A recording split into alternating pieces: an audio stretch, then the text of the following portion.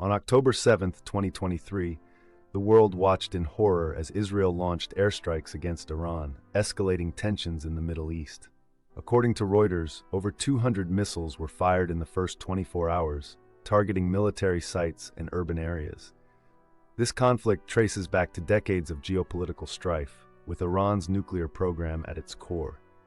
The UN reports at least 1,200 civilian casualties within the first week. Amid sirens and smoke, families flee, their faces mirroring the universal human fear of war.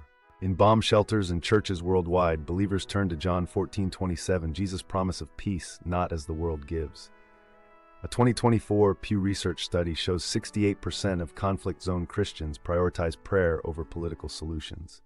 In Tehran, underground churches recite this verse despite persecution. The Greek word for peace here, eirene, implies wholeness, a stark contrast to fractured geopolitics.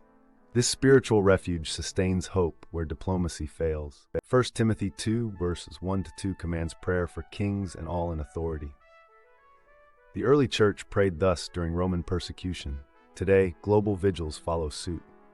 In Washington, D.C., 10,000 gathered on the National Mall last month holding Pray for Iran and Israel signs.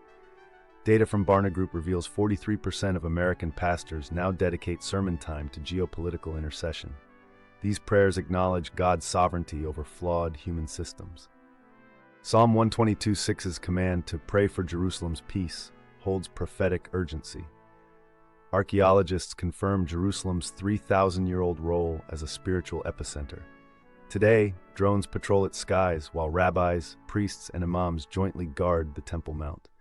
A 2023 Jerusalem Institute study notes a 700% increase in interfaith peace initiatives since the conflict began. This ancient city remains both a flashpoint and a testament to divine promises, where prayers literally fill the Western Wall's cracks. Revelation 21 verse 4 foresees a day when no more death or mourning will exist. Today's olive trees growing through tank tracks in Gaza embody this hope. Christian Aid reports 82% of donated relief funds to conflict zones come from faith communities. A child's drawing of a dove on a bombed school wall in Beirut went viral, symbolizing Isaiah's prophecy of swords into plowshares. True peace begins when God's people kneel where the world takes up arms.